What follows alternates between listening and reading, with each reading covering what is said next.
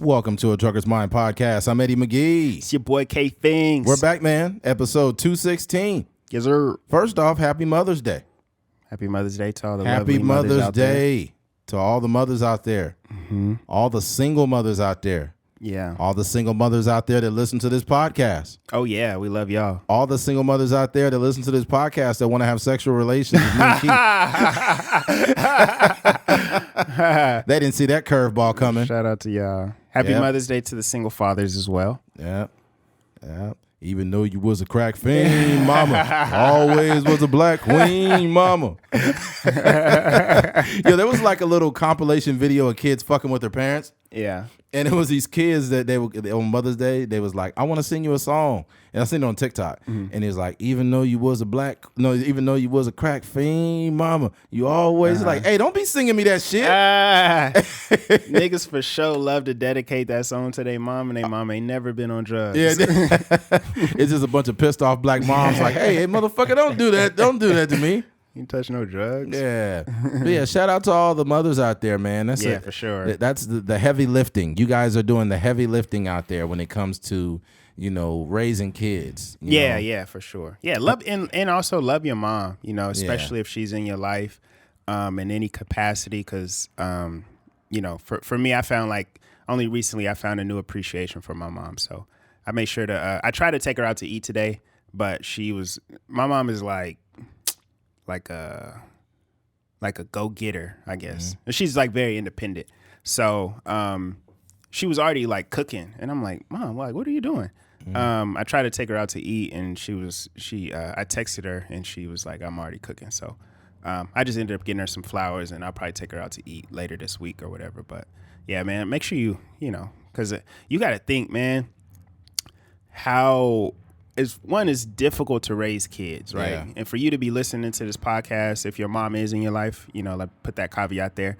If your mom is in your life, she went through a lot, you to get to where you are. Oh, so, just show that appreciation. Yeah, the fact that she walked around swollen feet, very uncomfortable for 9 months, mm-hmm. The fact that it changed her body. Yeah. Like a lot of women go through definite changes with their bodies after they have kids. Mm-hmm. Certain things, their back gets fucked up. I know some women that had kids, their back's fucked up now, and mm-hmm. they got side effects from this happening to them or this happening to them, or their feet is one size bigger sometimes. Yeah, they could get hemorrhoids, all kinds of shit. Yeah. If they could have something wrong with their back, like if they got that epidural shot, mm-hmm. like that shit crazy. Or women like having a C-section and literally slicing getting cut open to have a child. Like, yo, that's a tall order. Like if I don't care, like if I had a kid and me and his mother didn't work out, I would always respect her because of what she went through to have my child. Yeah. I did was bust a nut. I did the easy part.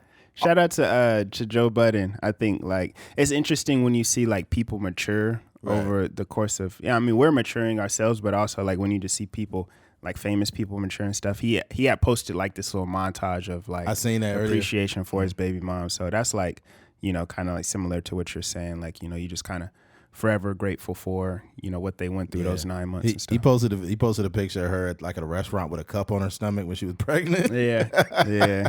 That's hilarious. Yeah, man. Like that's the thing. But yeah, man, I just shout out to you guys, man. And we know some of you guys, especially that tune into the pod, that, you got kids. So we just want to, from the bottom of our hearts, we want to give you a special Valentine's Day.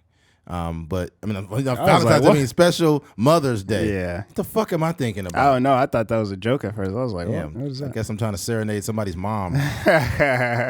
Stacy's mom has got it going on. Stacy's mom. That's the real Mother's Day anthem right there. Oh yeah, yeah. There's this dude on TikTok that like women will come up to the window. I guess he works at Starbucks, and like, would you like the free beverage discount? And she was like, yeah, it's MILF Mondays. You could have a free drink. And he was like, would you like to take the coupon? She was like, oh my God, yes. Yeah, but I think mothers, like women don't admit it, but they want to feel like, I don't say needed, but they want to feel wanted in society.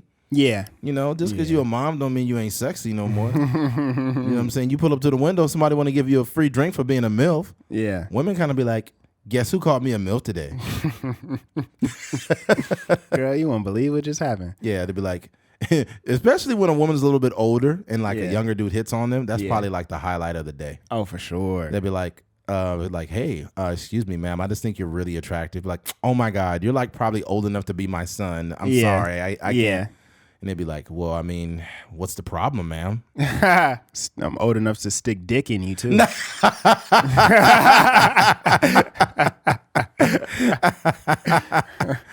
Oh, no, this would be funny. What if there's like, I'm old enough to be your mom, and they'd be like, I'm old enough to be your mommy. I don't know if that's appropriate. And he'd be like, well, I'm old enough to be your daddy.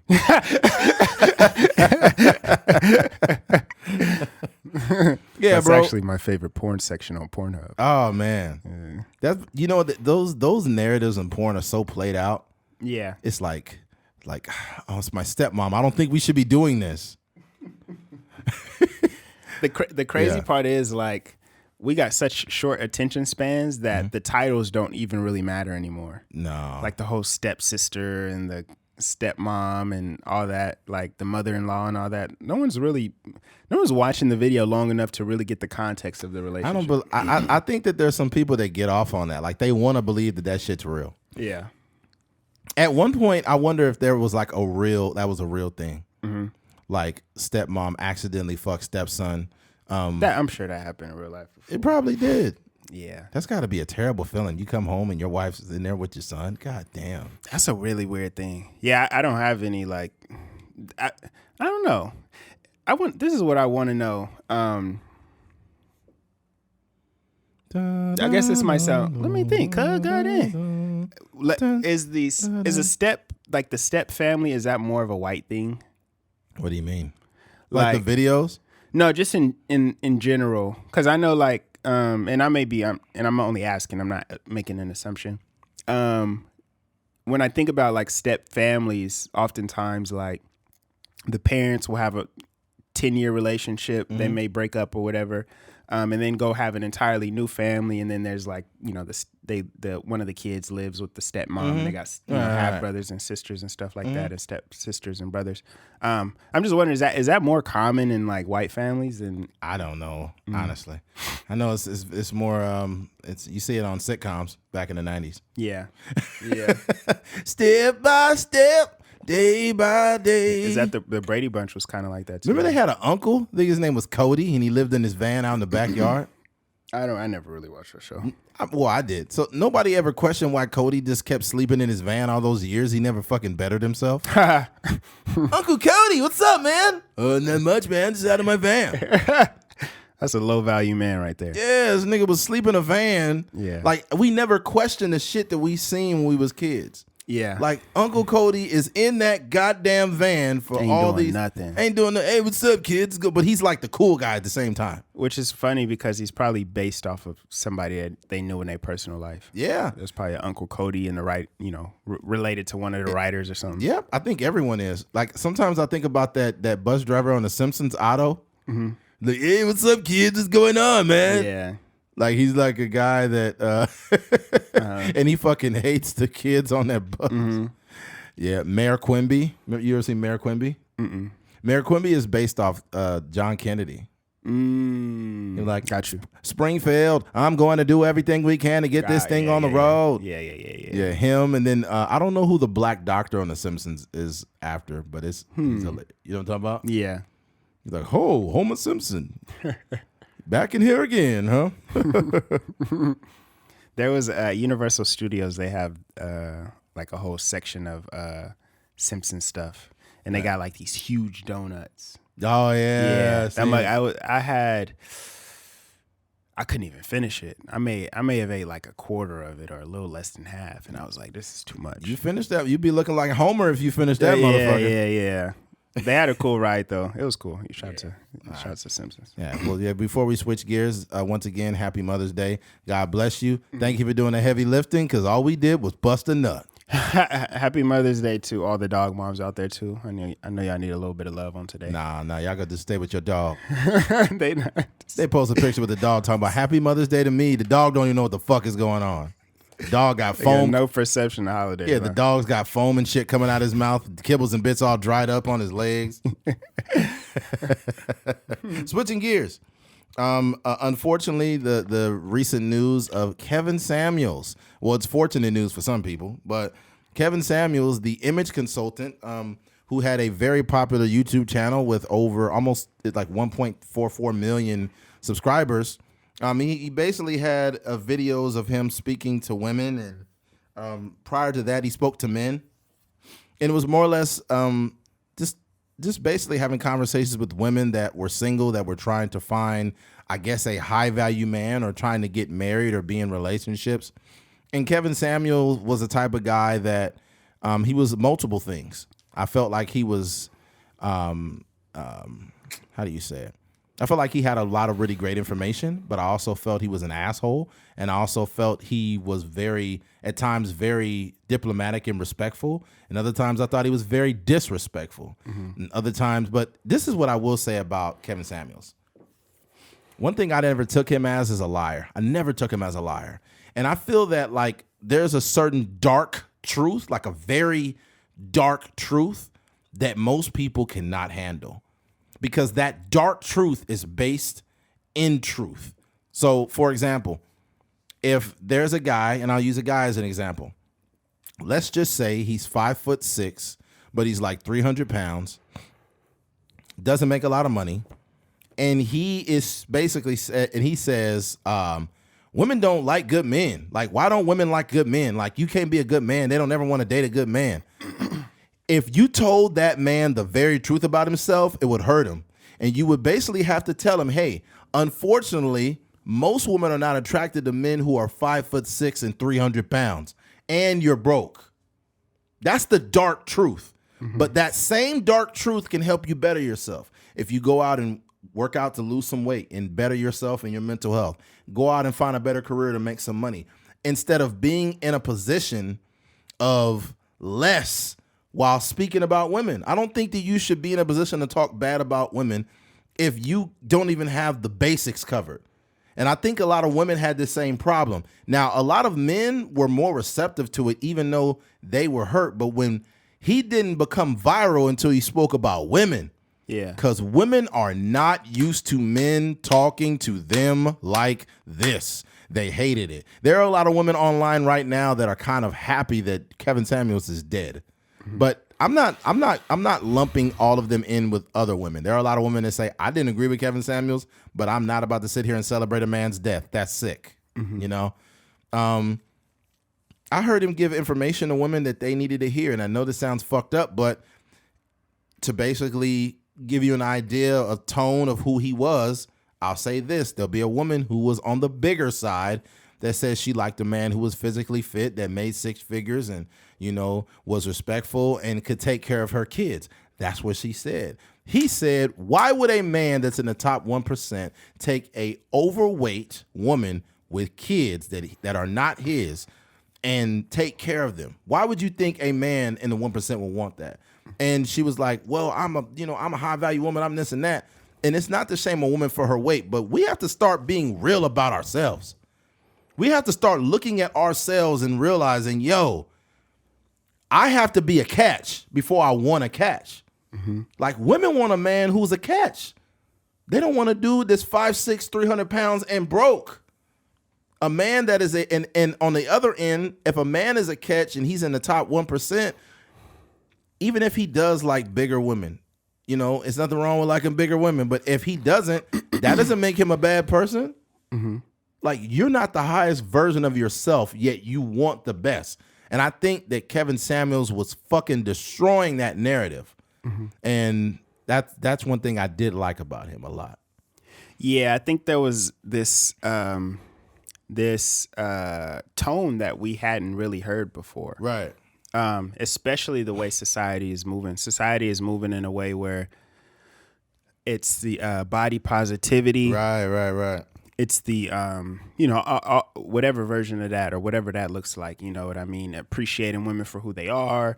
And, like it was almost in a space to where it was starting to lower our standards. Yes. Or like shaming a man for having actual desires or having, having an opinion on what he wants out of his partner or what that looks like. Right. So if a man was like, I want a fit woman that's, I'm in my 30s, I want a woman, or say you like 36, 37, you would say like, I want a woman that's at least 35 with no kids and a good career. And you would get shamed for that. Like, why does she have to have a good career? Why can't she have kids? A single mother is a blessing. What's wrong with you? All these things, right? Yeah. And what Kevin Samuels did is he just kind of brought those conversations to the forefront again, and he brought them to the forefront in a way where he made it okay for people to have expectations out of their partner. And I think that's what was so powerful. And like you mentioned, it wasn't that we agreed with everything he said. No. I don't agree with everything anyone says. 100%. Like sometimes, we're fans of Charlemagne the God. Yeah. As a person, I purchased his book and stuff like that, but I don't agree with everything he says. I don't agree with all his opinions, but that doesn't make me disregard him as an entire person. Right. So same thing with Kevin Samuels. I don't even know at what percentage I do agree with him on, but I think what he did was bring these conversations to the forefront. Excuse me. And another thing, he was always willing to engage in the conversation. Oftentimes he knew, excuse me, food coming up. He knew statistics. Yeah. That, it made it difficult for a person to go in there if they didn't really know anything about what was going on. Like, there was a lot of women that would go in there and say, I don't need a man. Men are worthless in society, all these different things. And he'd be like, he was like, do you have running water? And then he'll be like, well, actually, do you know that the majority of men work at this facility over here and you need this? So he would just bring these conversations to the forefront, and it would leave a lot of people stuck. One thing I will say too, although there was a lot of pushback, and it might have been some people on Twitter that was excited and celebrating, and people on Facebook and stuff like that, there was also people that said like, he changed my life. He helped my marriage. I was in this space, and he helped me get over here. He helped me learn a lot about myself, and you know what I mean. So it's always two sides of the coin. Obviously, the negativity is generally going to spread further than the positive stuff, but I think above all, he just brought necessary conversations to the forefront, whether you liked them or not. He brought these topics to the forefront because at the end of the day, all we have is relationships. Right. We just spoke about Mother's Day. That's a byproduct of, having a relationship. So, I think for him, he just kind of wanted to teach people things that he's probably learned over his, was he 56, 57 years old? Yeah, 56. Yeah, 56 years of life. And, just provide that to people that are, and a lot of people that called in were a lot younger than him. And I believe he gave them valuable tools to move in life. And I think for a person like, even for me, listening to some of those conversations, I'm not 300 pounds. I'm not 5'6" or anything like that. But it's something you can take away. Like, 100%. If I want this type of woman, if I want a woman that's making this type of money, I gotta fix what I got going on. I gotta start making more money myself. I gotta start working out. I gotta make sure I'm not bringing no baggage. I'm not just having kids randomly out here. Like, I got to put myself in position. Yes. So even the people that are not necessarily being directly talked to, you could still pull some stuff from this conversation. Yeah. He said something that was very profound. Kevin Samuels said, be the man of your dreams before you want the woman of your dreams. And I thought that was a great statement. And you got to, like, the thing about it is, like, you have to be able to like get through all the stuff that offends you, and you will find a message there. But the problem is you have to, like, the dark truth will penetrate through someone's ego. And some people have an ego issue, and they don't want to let go of like, well, you know what? A man would be lucky to have me and I should be this way or this and that. I don't have to change anything. Okay, cool. Keep doing that and keep not getting the results you want. I think as men, we should be better men for ourselves, but in turn, I think we should be better men to be well prepared for the woman we want in our lives. I think that's a fair statement, right? I think a lot of us have that cousin or that family member that's like 475 pounds, but everyone's too afraid to tell him that he's overweight. Yeah. Everyone's too afraid, so they just be like, just letting it rock. Bro, no. You need to tell him you are 475 pounds. I will be here as an outlet to help you, but you are too overweight. Mm-hmm. My grandpa, rest in peace to my grandpa, he's one of the only people that even if he said something fucked up, he would laugh about it. Mm-hmm. He said something pretty messed up to everybody in the family. Mm-hmm. He's told the women in our family, hey, you overweight. You need to lose weight. You ain't never going to get married being fat like that. My grandpa used to say this shit. Mm-hmm. One of the last things he told me before he died, he'd be like, hey, you starting to get a little fat, Eddie. And laugh. Swear to God. Rest in peace, Sidney Tolliver. But I love him for that because people need to hear that shit. There's nobody else in the world that's going to give you the dark truth. Everyone's too afraid to offend everybody now. Mm-hmm. You know, we live in a world where we normalize everything because we don't want to do the work. We normalize shit that's not great. We should not be normalizing obesity. This is not to shame anybody in my family or anybody that I know, right? This is not a body shaming thing. It's scientifically proven. It is not okay to be obese, but most people are. Mm-hmm. We've normalized it. We have terms, we have words like body shaming. I don't think you should talk bad about somebody because they're overweight or shame them and make fun of them. I'm just saying, no, it's not okay. Mm-hmm. And if you are a man who is morbidly obese and you got this mass opinion about women, how about you lose some fucking weight before you form this opinion about what woman that you want or women don't like good men? Well, women are also human and they want to be attracted to a man. Mm-hmm. If you're not sexually attractive, then stop making it like women are the fucking problem and go to the gym. Mm-hmm. I'm sorry. I'm not in the best shape myself. I work out regularly. I'm still a big guy, but I'm proactively working to get my weight back down. Mm-hmm. I lift all the time. I do cardio, and I'm just seeing it's gradual, but it's happening. Mm-hmm. But people, man, like, just stop having. You know what? I'm gonna jump back and forth, but I'll say this too, though. I find it crazy how when he passed, people was like, "Well, he died in an apartment with a fat white girl on top of him," like making up all these false narratives. First of all, the girl wasn't fat; she was thick as fuck. Mm-hmm. Secondly, she had a fat ass. Oh my God, she did, and she was Mexican. So this is how he died. Kevin Samuels died having sex with a thick Mexican woman on Cinco de Mayo. Mm-hmm. A thick Mexican nurse, to be more specific. Yeah. That's how he died. Yeah. So you could crack jokes on him and say he wasn't successful and he died in an apartment. Like, we don't know anyone's financial situation. A lot of rich people do live in apartments. Yeah. A lot of people that are well-to-do live in apartments. And if somebody who travels all the time, you don't always have to have a house. And then you don't even know what he had equity in or what he was doing. It's just people looking for confirmation bias to bash him. Yeah, apartments be different for wealthy people. 100%. I mean, it's apartments in Bakersfield where people are nurses and make way probably $200,000 a year, but they just want an apartment. Yeah.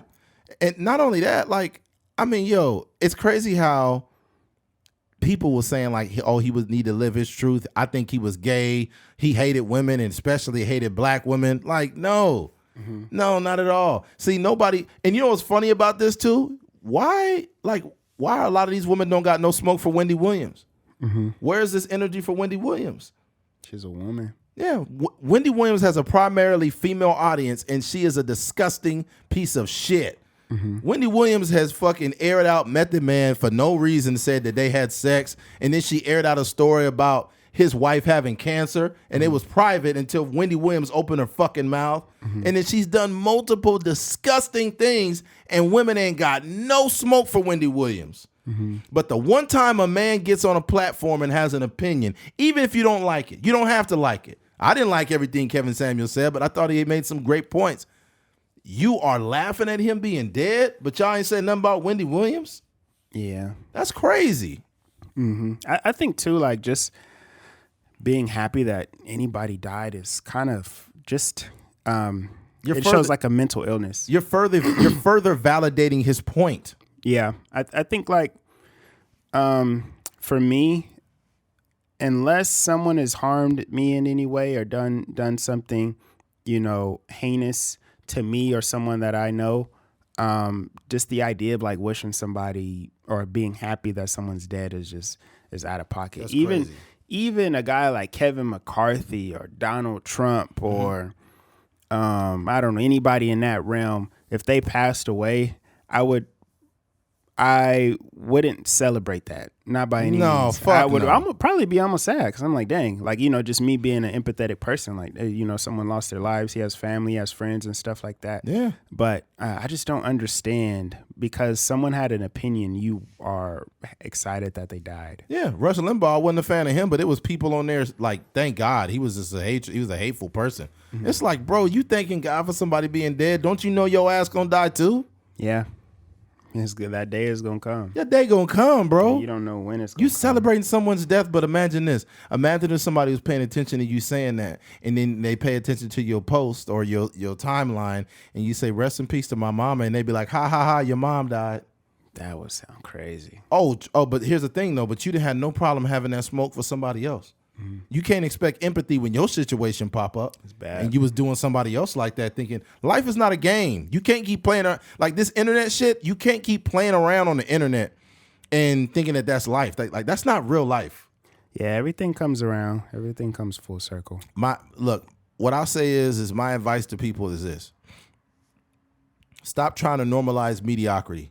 If somebody come up to me and ask me for advice or something, I have to determine who the person is and if I could talk to them and be very blunt. But it is like, man, I'm trying to find a workout plan. I'm trying to eat this or that. I'm trying to do this. I'll be like, look, man, if you're going to bullshit yourself, then don't ask me questions. Mm-hmm. Like I've gotten to the point now where it's like, bro, like when people are full of shit, I don't even want to talk to them. And it's like, yo, I'll tell you like, hey, I'll tell you what you need to do. I've had people ask me multiple times like, hey, I need some workouts, man. Can you send me some workouts? And then I won't send it to them or I'll forget and they keep asking. And it's like, motherfucker, if you really wanted it, you would get on there and find it yourself. That's facts. It's just a lack of self-motivation, a lack of integrity. It's just the pandemic before the recent pandemic was mediocrity and normalized behavior that shouldn't be normal. Yeah. We normalize alcoholism. We normalize obesity. We normalize toxic relationships. We normalize toxic behaviors. Mm-hmm. And we act like that shit's okay. They also, I think one thing with the news outlets, and I also don't even want to make this conversation like all about the negative because he impacted a lot of people's lives in a positive way. So I definitely want to acknowledge that part about it. But I didn't like that the news outlets were spinning him as like the toxic guy. Yeah, it's crazy. I don't think what he was doing was toxic. I seen a headline that said controversial what do you call it? What do you call it? Not self-made. When basically you like evaluate yourself as something professional. Self-proclaimed. Yeah, self-proclaimed image consultant. Mm-hmm. I'm like, yo, this was basically, I hate to say this was a woman that probably wrote this article that hated him. Mm-hmm. Like, this is another thing I will say to women, and this is to women everywhere. When a man has an opinion about a woman, it doesn't make him misogynistic. I would listen. Like I said before, I think it's important for men to listen to women because there's some important things that women are saying that men aren't hearing that would help us. Women, you need to listen because there are a lot of men that are literally, they're well-intentioned. They want to tell you some things, but a lot of y'all be like, I ain't listening to no man. Why is a man trying to tell? Don't mansplain to me. Like, you need to listen because the shit that's existing in your echo chamber ain't helping you. Mm-hmm. Like, I'm just being real. I feel like as a man who wants to better himself, I think that when a woman says something, I should fucking listen to it. Yeah. Yeah, that's facts. And I think, like you said, the biggest point is that this is a successful man that is speaking as to what his peers would desire out of a woman, right? Right. He's a high value man, so he's speaking from the perspective of, what a high value man would want in terms of a relationship. He's not wanting some girl, some baby mama with X amount of kids and is overweight. It's just not like he's worked on himself so that he can afford, not literally afford by money, but afford any woman he wants. Right. His pick of the litter, right? And we see the byproduct of it, probably an extremely successful, very attractive nurse, that he was spending a night with. But yeah, I think before we really pass judgment on someone's entire being, I think we should really do our research. 100%. I don't think you should pass judgment on him based off of just a clip that you've seen on Instagram floating around. Like, really do your research. Really listen to some of his videos, because the stuff that they put out there is always going to be the most controversial stuff. Yeah. But there's some more, relaxed conversations that he does have. Oh, he has a lot of those. You know what I mean? But the stuff that makes the headlines is generally the crazy. He has some calm ones, but he does have conversations where he disrespected women. He didn't let them talk and get a word in edgewise. Yeah, for sure. And I mentioned that. I was like, hey, that's not cool. That's not cool. I don't know if he was frustrated. It doesn't matter. He talked over women too at times. And I was like, dude, like, you might need to chill and stop making content for a second or something, because get right personally. Get right personally for you talk to these women, because some of it was just disrespectful. Yeah. And other times I felt it was very productive. He was very soft spoken and respectful to a lot of women too. But he's a multifaceted person where he's more or less, he's angry, he's respectful, he's mean. But I think it would have been a better message and a better tone if he kept that same amount of consistently. Yeah, been very blunt, but be respectful too. I just think that women aren't benefiting from the way that I think women are not benefiting from how we communicate with them. And what I mean by that is I think that if men found a way to like form words in a more blunt way, I think sometimes women just feel attacked in general. Yeah. Like if like your wife was to say, I feel fat in this dress, or I don't feel good, then it's more or less like you would have to tell her, like, well, instead of telling her, well, you have gained 50 pounds, you can't tell her that. You would have to say, okay, you don't feel very good. Well, just come to the gym with me. We'll change that. Let's work on this together. Like, that's how you have to talk to women. You got to meet people, and it's not even women. You got to meet people with compassion in any sort of expectation. I mean, in any sort of conversation, because we're just sensitive human beings, right? And I'm sure what your grandpa told you wasn't the most comfortable thing for you. You probably laughed it off. You probably laughed about it, but at the same time, like, some fraction of that probably made you feel a kind of way.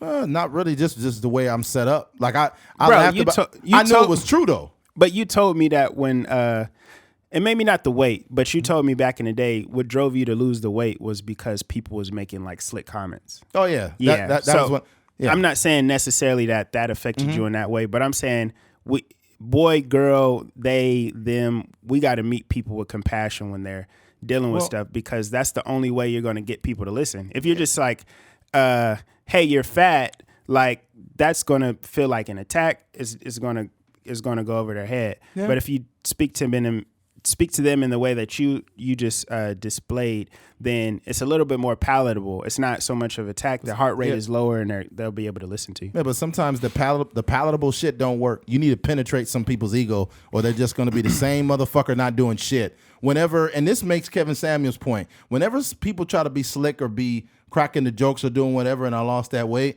I was already on that journey, but it was more of a fuck you to them. Like, you want to say this, like, I'm not nobody's play with. Like, you can't play with me. Like, I actually have the ability to do what I want to do with my life. But I responded with actual results. Yeah. I didn't break down and curl up in a fucking ball. Because if you told the average person you're fat, they'd be like, don't say that about me. Don't do that. And they'll just stay fat. Like, you're crying about being fat because it's the fucking truth. And you're not changing anything.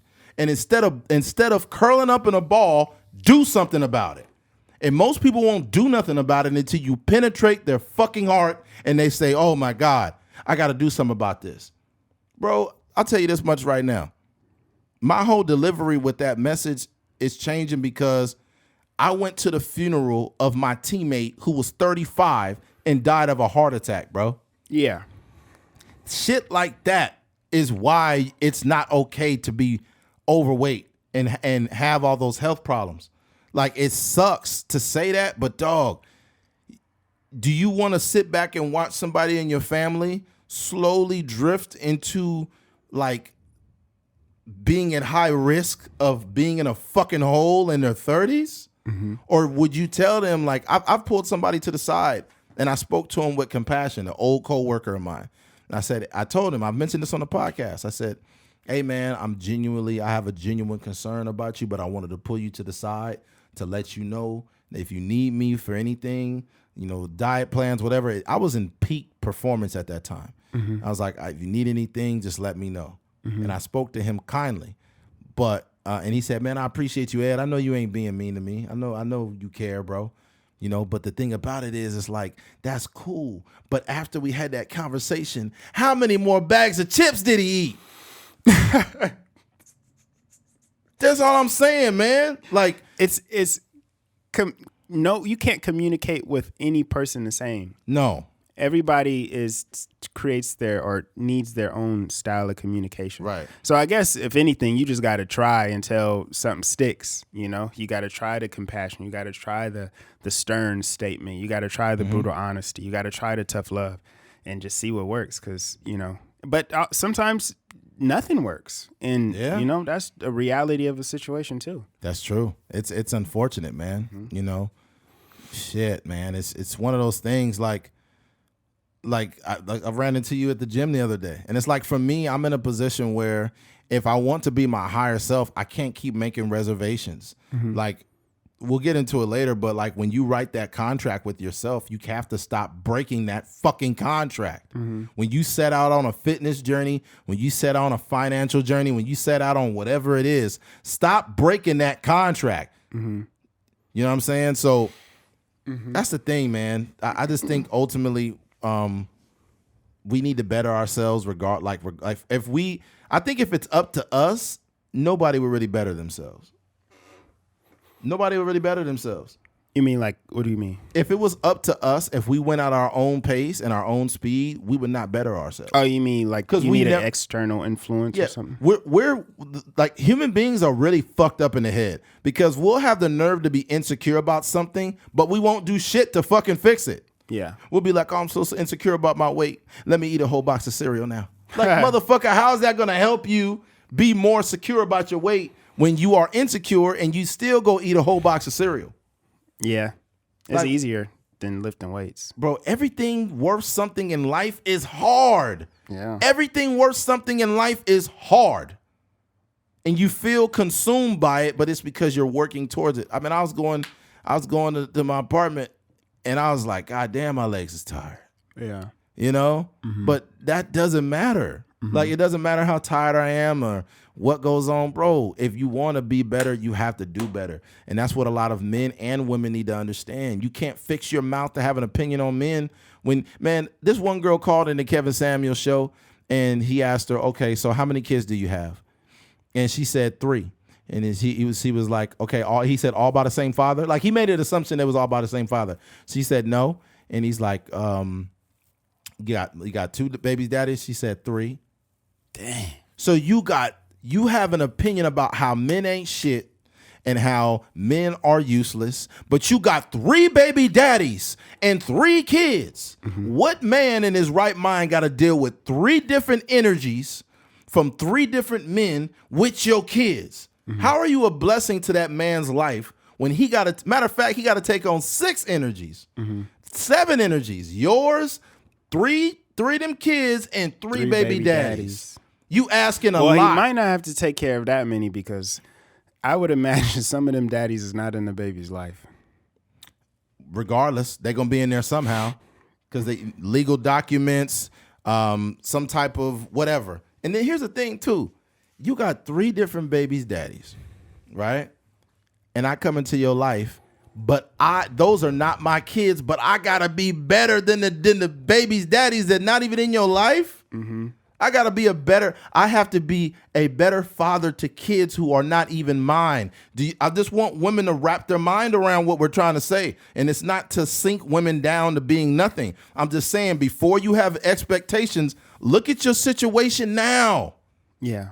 If you a dude that got 8 baby mamas, you got 8 baby mamas, and you saying that women ain't shit, bro, you have 8 baby mothers. And you're asking a woman to be okay with 8 different women that exist in your life. People just don't see the wrong, like, people don't see not even so much the wrongs in their life, but they don't see how this situation can be a challenge to the people they date. Mm-hmm. Like, I think that here's the thing that people need to do. You need to assess the amount of challenge that exists in your life and determine how much, like, what type of person would be okay with that. Mm-hmm. And then base your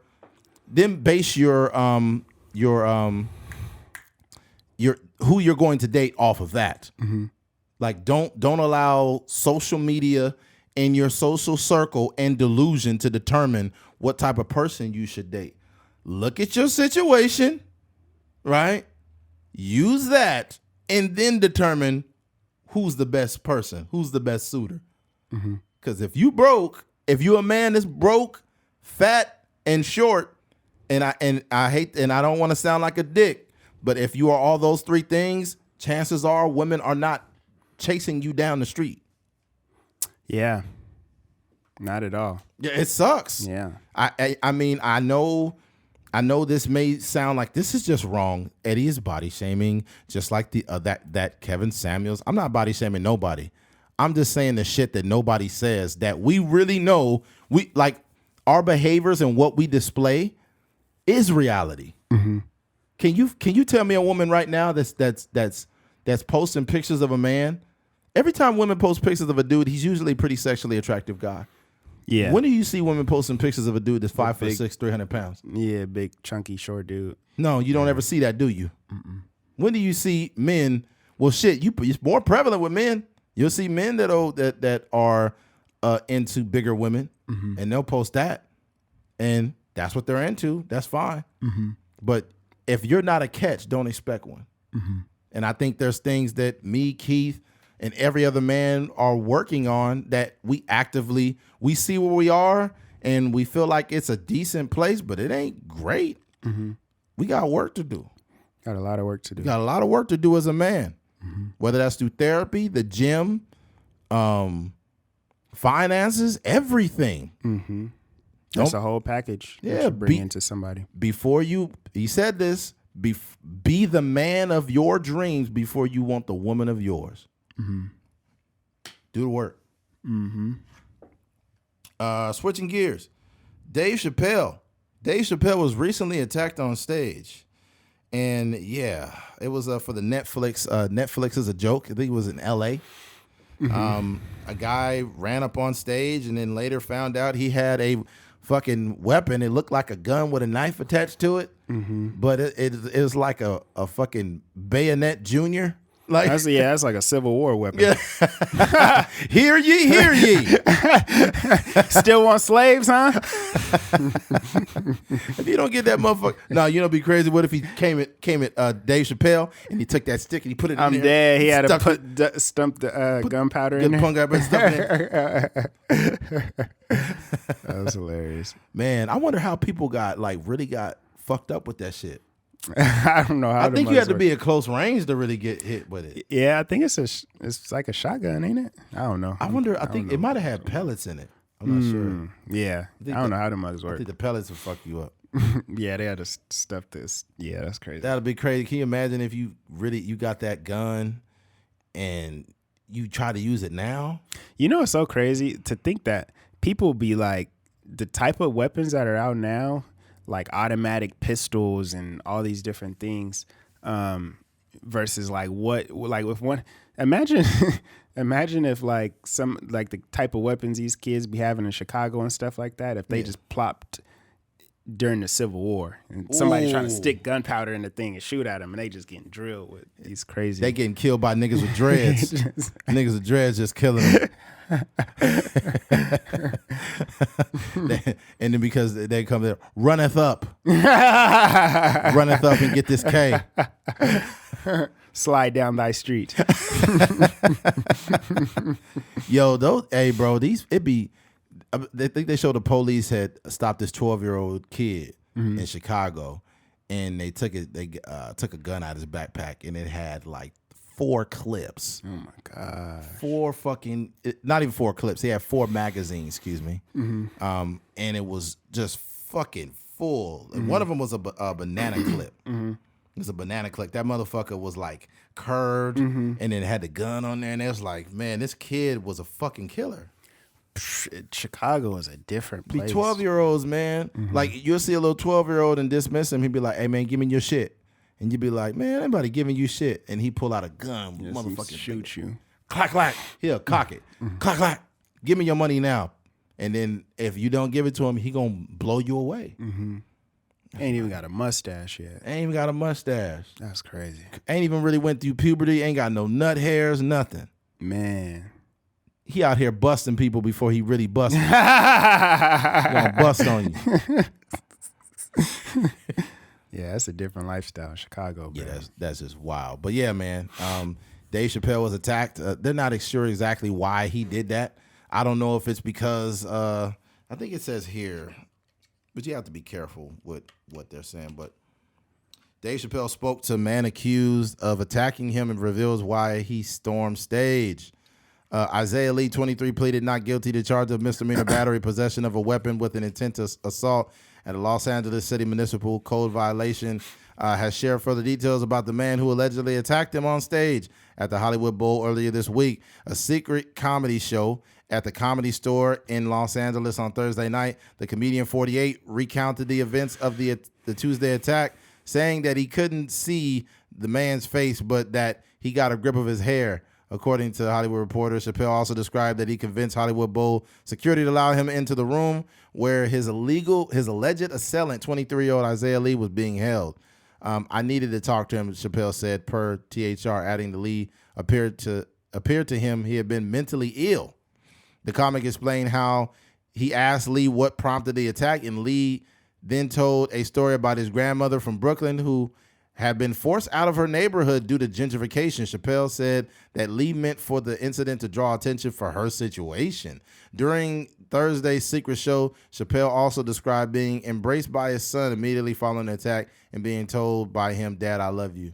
Man. Well, here's the thing. I know gentrification is a problem, and you say that he wanted. First of all, he's mentally ill. So let's just yeah, you trying to rationalize some mental illness. Let's not rationalize the guy with the fucking bayonet junior coming up on stage. Fuck that guy.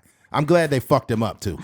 I'm glad they snapped his arm. His arm was like, his arm was so fucking backwards. And the reason why, and I'm not trying to be an advocate for violence, but sometimes it's necessary. And the reason why is comedy is one of the only places in the world where you get rid of the political correctness. Everybody's having fun, and you want to spoil everyone's fun. After they leave these shows, they got to go back into the world where don't say this because you'll offend this person, and don't do this because of this. But at a comedy show, they get to laugh at the most fucked up shit. And you are ruining the experience by going up and attacking a comedian. And I really hope that people don't think that this is a thing where you could get up and just hit people when they say something you don't like. This motherfucker apparently was supposed to be going up there because his grandmother was getting pushed out of a neighborhood. That ain't got nothing to do with me. I'm sorry about your grandma. Dave Chappelle live in Ohio, don't he? I'm not sure. I think he does. Yeah. But it's like the way that dude's arm looked, bro, they twisted his ass up. They fucked that dude up. Yeah, they gotta cut that open and see what's going on there. Oh man, that shit was backwards. And then they had handcuffs on him. Like, dude, you ain't gotta handcuff that arm. Like, the police was just like, I don't know why. I don't know who did it. Maybe the cops did it. I don't know. Did what?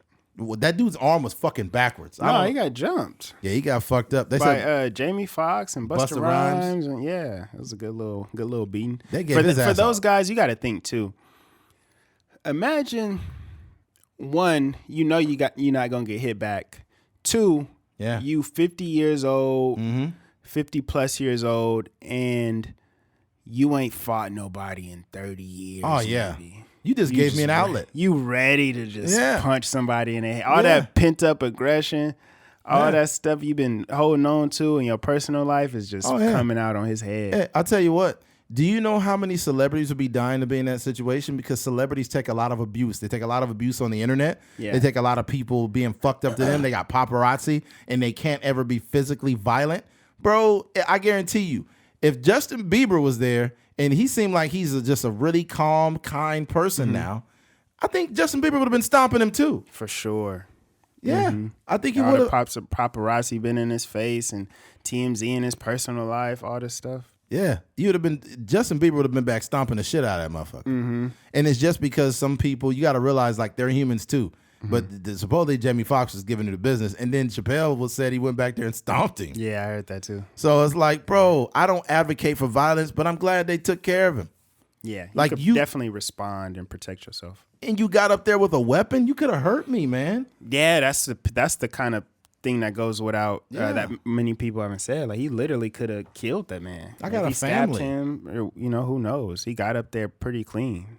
Yeah, man. And this is what I heard. I don't know if it's real or not, but some people were saying that security wasn't doing their job. They was letting people in with purses not even really getting checked and stuff like that. You can't do that no more. Yeah. This is a new time. People are so, like, I think if we're being honest, we're too... Wow, it's a loud motorcycle. The mics are picking that shit up too. We live in a time where we're a little bit too relaxed with places. If we're being honest, a theater should always have an armed security or police officer in every fucking theater. Like, ever since Columbine happened and school shootings became very commonplace, we should not be having places at a capacity of over 800, 600, 500,000, whatever amount of people without armed security. Every high school, I think high schools do have like a cop that floats in and out. Yeah, they have a police officer on campus. But it's like, that should be everywhere. When you think about it, they have even the schools have changed in a way where they changed like the dynamics and the policies. So like, if there's certain rules, like to where now all the doors are like always locked, stuff like that. Just different things. Like if it's a certain time period, you can't open your door for nobody. If it's a vice principal or principal or something, they will have a key so they can come in on their own terms. So this is different like rules and regulations that they have now. If a kid is outside, they just gotta get swooped up by campus security. I think even in California, they should allow teachers to conceal carry. And I mean, like, if a teacher wants to, and it would literally have to be within, like, once they leave the campus, they would obviously have to take the gun and put it in its proper place. But as long as they're on campus, I think that teachers should have the right to conceal carry. I think it should be away from the kids. The kids don't know if they have a gun or not. But I think that teachers should be able to conceal carry if they don't feel safe or they feel like they need to get out of a situation that may be violent. Because there's not metal detectors at a lot of schools. Some kids just come in there. And unless you live in Chicago or LA or something. Oh, in Chicago, you can't even go to the bathroom without getting checked there. But like, if there's a kid like, you know what, fuck you, motherfucker, I'll kill you. I would take that threat seriously, and I'd be like, "Hey, well, Timmy, it'll be it'll be you before me, buddy." Yeah. Okay, I will throw you down that flight of stairs, you fucker. you ever heard that clip with Alex Jones? Oh, it's fucking hilarious. Like, it's like a voiceover. It's like, "You fucking fucker, you son of a bitch." Nah. Oh, dude, that shit made me die. Fucking Alex Jones. But yeah, man, we can't tolerate motherfuckers attacking comedians. That shit's got to stop. Yeah, this seems like just a wild situation. I think that it's a lot of mental illness involved, so it's kind of hard to say what exactly this really is. But Yeah, it's one of those things where I don't even want to put it in a thing where this is like a new trend. Right. It's just like a instance of mental illness taking place. But definitely we got to protect Dave Chappelle. Like, he's the biggest comedian in the world. Yeah. Come on, dog. I forgot who it was. They did she was on a podcast. Fuck, I can't remember. But apparently there was a guy that was stalking her property for like probably some weeks, and she didn't know it. And she ended up going out of state for like do some meetups or acting or something she was doing. And then when she came back, the dude had committed suicide on her property. It's fucking crazy. Mm-hmm. That's crazy, man. People are sick. People sick, man. It's like, God damn. Yeah. It's like, Justin Bieber, I can't believe I'm inside your house. I've always wanted to make love to you. Please don't shoot me. Oh my gosh. You never know, man. Yeah. It's people that it's people. I think it was Johnny Carson. No, it wasn't Johnny Carson. It was David Letterman. Mm-hmm. A woman that got into his house and was telling him she wanted him to make love to her, and he had to call the police and get her off his property. I'm like, dude, people are crazy. Some sick fans, man. I don't want those fans to listen to this podcast. Yeah. Sheesh. Like, Eddie, we know where your studio is at. Yeah. You know, we're going to come down there and have sex with you and Keith. I'll be like, what y'all look like? I ain't Justin Bieber famous. I ain't calling the police. Oh, man. That's funny. That's a trip. Yeah. I was watching that show Cheaters the other day, and it's just so funny. That show was so big. I don't even know if it's on anymore. Yeah, I don't know if they got new episodes. It's probably just syndicated. Yeah. I told you about that one where you seen the one where he got stabbed on the boat? I don't know. That dude that the host of the show that was like does the investigations. Mm-hmm. One dude, they went up to talk to him, and he got stabbed and he was bleeding, and they called the police and stuff, and the dude got charged with like attempted murder or something. God dang. Yeah, then it was that show is dangerous. Like, even the way they move, you could tell it'd be like some sketchy situations. They got a whole camera crew. Can you imagine, like, you know, you out there with a sneaky link or whatever, you get some head and you having a good time, and then like just like 12 people with cameras busting there. Yeah, that gotta be embarrassing. That's gotta be embarrassing. Mm-hmm. You ain't even get the bus yet or nothing. Yeah. One dude, they busted in with the camera crew, and he was hitting her from the back, and then all he did was just slow his strokes down. It's like, hey, what are you doing, my wife? He's like, hey, man, hey, get out of here. Oh my God, this ain't right. Hey, you know what they need to do? They need to release the uncensored version. They have it out. They have it? They have it. Dang. Yeah. Straight back shots. That's funny. That was hilarious. Like the dude was like, hey, what are you doing, my wife, man? You know what I would do? Sorry to cut you off. Huh? If I was like a big brand like Pornhub or OnlyFans or something like that, I would buy that content and just buy start all of it? Releasing it on. You'll probably have to get clearances for like, you know, people's faces and stuff like that. But that would be crazy.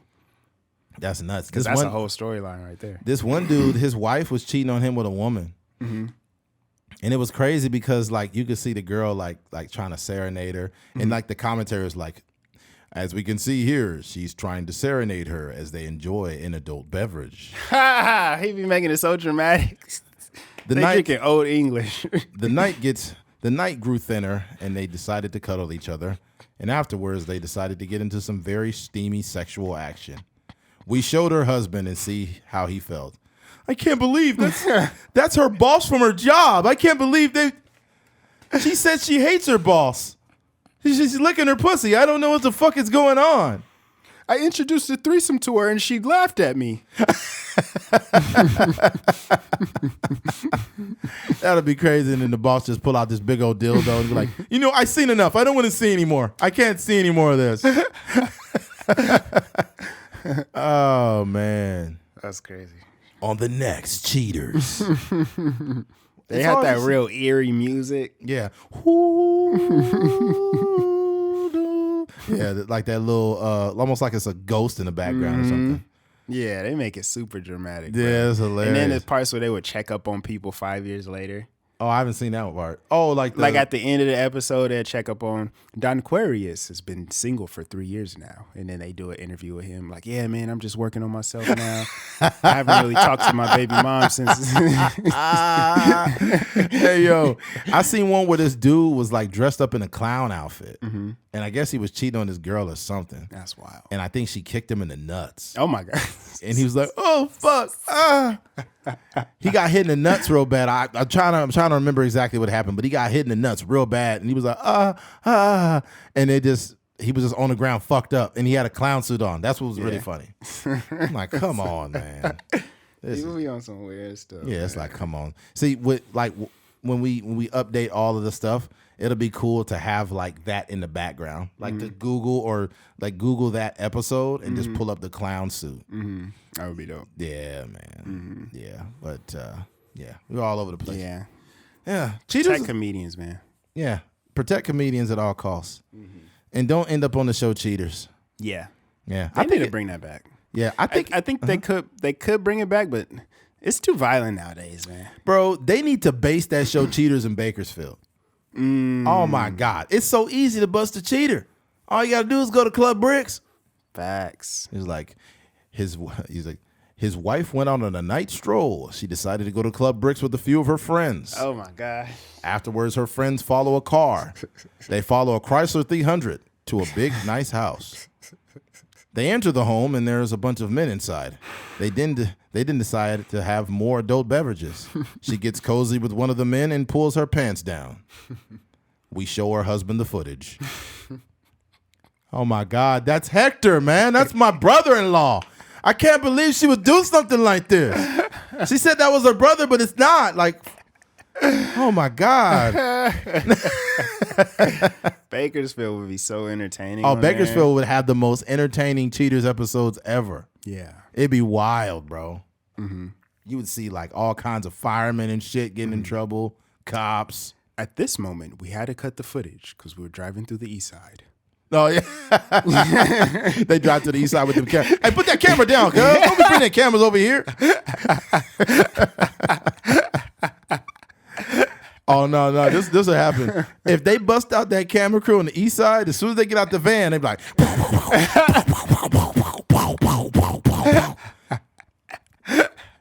As soon as our camera crew got out of the van, we hear gunshots rioting everywhere. We decided to call the chase off and went back to the studio. Hey, nigga, don't be pulling them. Oh, man. Yo, the east side, wow. Yo, Bakersfield is going through some shit right now. What's her name just said it's the worst? Gavin Newsom said it was a murder. And it's crazy to say that we got fucking LA, but I guess per capita we're worse than they are right now.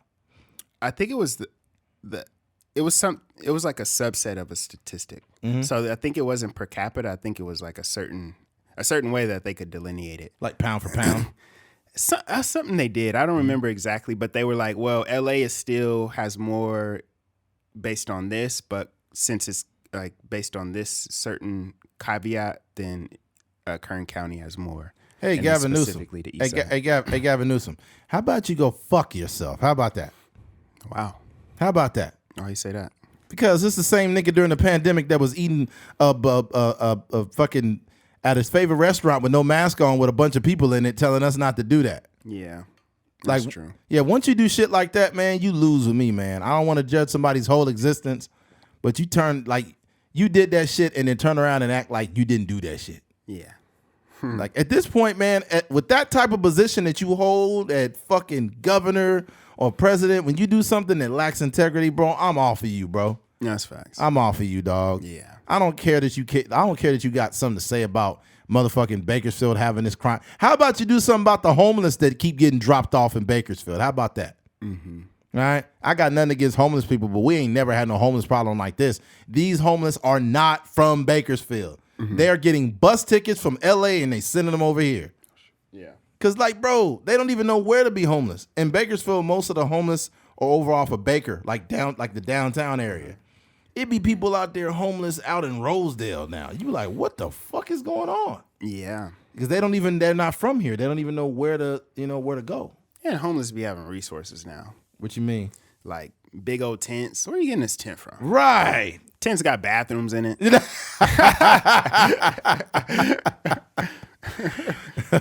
On the next MTV Cribs, we stepped in the Oscars tent. Hey, yo, this is where I keep all my canned goods right here. This is where I keep all my cold food here, and then this is my bed. And then this is this is my wife, and this is my other wife, and we stay in the tent. You're like, God damn. It'd be a 3-minute episode. Yeah. All right, this is the left side. This is the right side. Man, those tents be expensive. Yeah, for sure. Like, did you steal these tents? That's what I'd be wondering. Because I mean, yeah, it's like it's a specific niche for people that go camping, and it's a lot of materials that it takes to put them together. I seen one at a park. Yeah, it was like this big old blue tent, and I was like, yo, that gotta be. I don't even know how much tents cost, but that's like 150, 170, maybe more than that. And those tents be lasting in the rain too. Mm-hmm. We're like, nigga, that's a Thanos tent. Yeah. Like indestructible. Yo, I don't know if you caught this, but there's a dude that was in LA, and he had a fucking 2-story. It was on wheels too. It was a cart, but it was almost like a curbside house. Mm-hmm. Swear. Mm-hmm. It's got like a ladder inside to go to the top floor. Mm-hmm. And then whenever the city what the city does is they make all the homeless people get off the sidewalk, and then they clean it and the homeless come back. Mm-hmm. But all he do is he just get out and he just drag his whole house on wheels. And he made it from scratch. I seen I don't even know how I found the video. I think it was an artist who was working with she does like these like installations or something like that, and basically she was getting these big pieces of foil and like putting them around this house. But the people interviewed the guy whose house it was, and he kind of talked about how he built it, and he said like I think he used to work in construction or something like that, and how he got the materials and stuff. It was a crazy story, but it was kind of similar to that, where he built it himself, and it looked pretty comfortable in there. So. Wow. Mm-hmm. You know what's becoming popular is these tiny houses. Yeah. I want one. That's one of my dreams, to have one of those. At least to own it, maybe to live in it for, maybe not my entire life, but a small portion. This dude had one of those tiny houses, but it looked fucking dope inside. Mm-hmm. When it's just like when you're single, if it's just you, that shit gonna be cool. Yeah. But inside, this motherfucker had like his tiny house had a second floor. Mm-hmm. Yeah. So he would go on the stairs, go up on the floor. That's where his bed was and shit. He had a refrigerator, toilet, all kind of shit. You got to think too, if you're a person that's really, like you said, like I think even in a relationship it could work. If you guys are just like just a minimalist, right? You got your bare necessities. I think a lot of times what happens with people, when you have space, you just always trying to fill it up with something. Right. So that would keep it to a thing where you would just have the bare essentials. You got your bed in there, your couch, a few things you need in the fridge, and your few pieces of entertainment, and the rest it don't got no place in there. So I think that'd be cool. Because a lot of times, when people be moving, it'd be so much stuff that we just accumulate because we have the space. Yeah, That's a good point. That's true. You minimize the space, you minimize the shit inside of there. Mm-hmm. Yeah, this one dude had a really nice one, and he just had like a regular little car, and then he had his truck that pulled it around. Mm-hmm. I was like, wow, this is dope. That's fire. They got new tiny houses that fold open. You seen them? Mm-mm. You didn't see it? Mm-mm. The tiny house you probably talking about is like they take these containers and they cut them up. Yeah, I've seen that. But I've seen some that were just built. Like not a container, just like built to be small like that. Oh, wow. Yeah. And then I think they this one dude had a tiny house, but it was mobile. Another dude. And then I see these new tiny houses that they fold open, bro. Like literally. They're like a box, and they're folded, and the fold is probably no more than, might not even be 6 foot tall. Mm-hmm. And then they open it up, boom, boom, boom, boom. Just put it together. And they got like a fucking sink, kitchen, all kind of shit. I'm like, damn. That's wild. That's fire. I definitely want one of those. I don't know, like, I guess the only thing for me is here in Bakersfield, like, where does that go? Because you got to be low-key one, you got to buy the property, but you kind of low-key got to be on the outskirts, because it's not like... Not always. Depending on, if you have old... they do this in LA all the time, but it's different, though, I guess. Like, if you have old buildings, super, super duper old, out of code, that nobody's using, and they're getting ran down, if you bought that property... Just knock the house down. Knock the shit down. Yeah. But it's a lot, because... like obviously I'm a truck driver, but when I would go to LA and they would knock these old like buildings down, what they would do is you got to knock the building down and then you have to move the demo basically. So you take all the old rock and stuff, you get that pulled away by trucks, and then you got to dig down, I don't know how many feet. You got to dig down, you probably got to dig down at least 50 or more feet. You got to dig down to get that old dirt out. And then you got to, once you get the old dirt out and you're loading the trucks up with that old dirt, then they got to bring fresh dirt and put it back down there. Oh, man. It's probably an expensive job. Oh, it's a very expensive job. Very expensive. Because in LA, it was one that they dug. That shit might have been, it was less than 100 feet. You said a house or like just a regular or a building? It don't matter. If you're gonna put anything on that property, they gotta dig. Dang. And then here's the one that's the worst. One time we went to a place where it was in Irwindale, and I think it might have been maybe some old refinery or some old whatever. We had to dig over 100. They had to basically dig over 100 feet down, and we was in there with our trucks. Like we couldn't even see out. We had to go down with our trucks, and the dude was literally filling us up with a bunch of dirt. And then what we were bringing back to him is we were bringing back like this dirt mud. It was like almost like sludge, and we had to get it out of our trailer. And I'm like, man, this is bullshit, because we had to keep driving around in circles so all the shit fell out. So this shit is, I don't know, this shit different. That's crazy. Yeah, man. The more you know with the Truckers Mind podcast. Are you guys learning stuff today? Yeah, learn something new every day on Are here. you guys learning? All right. That's great. All right. Switching gears. Drake follows this guy's girlfriend. Basically, recently Drake had posted a picture of him and his son, and somebody in the comments, this guy said his son already got a ghostwriter. Like, well, you got to back it up, because he only posted that in response to like the fathers, like the present fathers for like the John Morants and stuff like that. Yeah. So he's basically posting it in association with that. Like, yo, this is the type of father I want to be for my kid. There's nothing wrong with what these guys are doing. So yeah. So Drake was just posting it in response, just a positive thing. And some dude in the comments said Drake's son already got a ghostwriter, like basically saying like Drake doesn't write his music and his son's not gonna write his music anyway. Like I guess it was a shot at humor, but it wasn't all that funny. Yeah, and it was kind of well. It was just But this is what Drake did. What Drake did is he went to the dude's profile and it was public, and the dude's girlfriend was on there, and then he followed the dude's girlfriend. His wife. Oh, his wife. He followed his wife on Instagram. But here's the craziest part. Dude's wife is fine as a motherfucker. Yeah, she look good. She fine as a motherfucker. So, and then he inboxed him. He inboxed the dude's wife and said like I'm here for you, ma. I'm here for you, ma. Like, your girl needs some excitement in her life. So he DM'd her, and then he went double back to the dude and told him that she needs some excitement in her life. But here's the thing. Even though Drake is fooling around, here's the thing though. Drake knows he's fucking with you, but he's making you think about it. Here's the thing, because Drake, like, the only way you could even reach out to Drake is on Instagram. But I hate to say this, and it's not to say that every woman's like this, but if Drake has a show in your city, wherever you live, and he DMs your wife and says, hey, don't tell your husband, I got you some free seats up front. Bring a few of your homegirls. He could literally get your wife if he probably wanted to. And since Drake knows that, he's going to fuck with you because you fucked with him.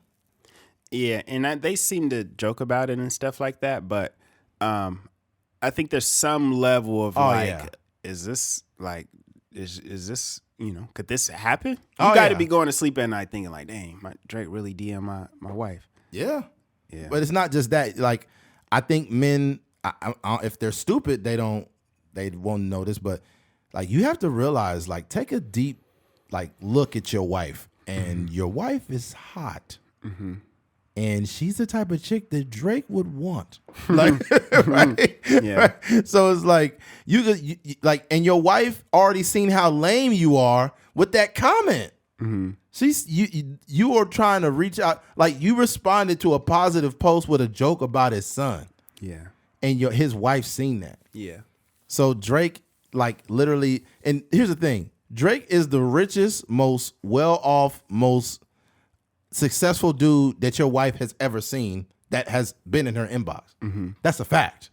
Now, I'm not saying your wife just gonna give the pussy up to Drake, but I don't know where you guys are. If y'all ever on the outs and Drake inbox her, he could get her. Drake is also the most petty person in entertainment. So it could be 2 years from now, right? Yeah. You know, like you said, he on tour in the city. He might just be like, hey, man, I ain't talked to such and such in a long time. I wonder if she's still around. And you see he deleted from all the pictures on her Instagram, and then he pop up and take a picture with her so she could put, like, Drake is that type of petty to where he rarely ever forgets anything. You got to even look at his lyrics. Like he said something about didn't think I would be biggest Trey songs, boy was she wrong, or something like that. Like all these different lyrics he be just holding, or these ideas he be holding in his brain for years and years and years, waiting on the perfect opportunity to use it. So I think also, one, it's just lame. Like I think that people do that just to gain attention, and Drake generally is above all that nonsense, but I think he just had time that day. And it's even unfortunate that he gave him that attention, but I think he responded in a way where it was like, okay, like, you know, he was trying to make jokes about it, and afterwards he was talking about how much merch he sold and, you know, stuff like that. But I think in the back of his mind, he was really like, you know, dang, this is a serious situation. Yeah, he definitely. Yeah, I'm trying to find that girl's profile right now. They show that dude, but I don't think it shows his wife's on there. The dude, his wife is in his bio. Oh, well, he probably took her out. I mean, if you gonna talk all that shit, at least have a private profile, stupid. The day I looked after, it was still in there. Oh, it was? Yeah. Yeah, dude. And I wonder if he got any profile. If he got any, he probably got hella inboxes. He said he sold merch. Like he was selling merch based off of like I'm here for you, my t-shirts and stuff like that. Are you fucking serious? Mm-hmm. Wow, that's smart. Yeah, he marketed that. Wow. I'm about to go on IG and I gotta check that out. His name is @SetiBoy, whatever. Hold on. Yeah, he wasn't running from the smoke at all. He was definitely embracing the moment. And people done created fake accounts in his name. A bunch of fake accounts. He had a lot of followers though, like 13,000 or something. Oh, he did. Mm-hmm. Oh wow. Accounts. Oh, it's a gang of fake accounts. Dang. Can't find it now, huh? Nuh-uh. It's a gang of fake accounts. That's crazy. Yeah. Real page. Main guy hack, follow me. Nah, that ain't. Niggas is crazy. I need to change my name. All you see is a picture of dude and his wife. His wife fine as fuck. And she's stacked too. Yeah, super stacked. And this is crazy. It's people like low key. They just like, I guess they clout chasing. Mm-hmm. And then one of them just got like Drake on there. Like, oh my goodness, people on the internet is sick, man. Like it's a real sickness out there. Yeah, the internet is a very I don't know. I think I hope one day we just could eliminate the internet. Yeah. And just go back to regular life. Yeah. Where we got to pick up the phone, call people. You got to look in the yellow pages if you want to find a business. Just for a day, just to people to kind of reset. A day ain't gonna do shit for people. They gonna be just fiending. They gonna be sick, hoping they could get on there, and people are gonna yeah. You can't find it. Nah, I don't find the guy. But yeah, I think they just got rid of him. It's certain pages, if you follow them, it'll be a bunch of fake pages following you back. Yeah. Like I was following this guy. Yeah, I know what you mean. You know what I mean? Like I followed this one dude. I think his name was him 500. I think his name was. He's like a financial guy. Mm-hmm. I followed him, and then I had like 12 fake pages trying to follow me. Yeah. And I unfollowed that nigga so quick, and I deleted all those pages. Like I don't want them. They're probably trying to hack your shit. Yeah, ain't no telling. Yeah, I'm good, dude. Oh, it's right here. What? Seti, I'll send you the thing in the message. Oh, that's weird. Yeah, when I pulled it up, it just pulled a bunch of fake profiles. You got to type his name in exactly how it is. But his wife's name is in the thing. Tony Bowden or something like that. Oh wow! Yeah, if you're making if you're making the best out of this situation, then more power to you. It is kind of lame that he spun it into like a business opportunity. Yeah. I mean, it's not lame from the business side of it, but like that he's able to win for disrespecting Drake's son. This nigga really, he got a picture of Drake and his wife, and he made it into like a graphic. Yeah, that's kind of corny. Yeah, it is across the board. Yeah, man, you don't do that. Yeah, man, just leave people's kids out of it. Yeah, that's dumb. Yeah, that shit is super corny. Just ask Sean, and he put his wife's profile in there. Her profile, she got 30,000 on there. She must have just got that. Yeah, I guess. Well, dude already had a lot of followers. Drake unfollowed her now though. Really? Yeah, that's funny because he was following her for like a couple days. Yeah, you see the clout. Like I'm giving you too much clout by following you. Facts. Yeah. This is not the thing. What the heck? Now there's that. Ain't much else to say here. I don't want to bore the listeners. They've been listening to this shit. All right.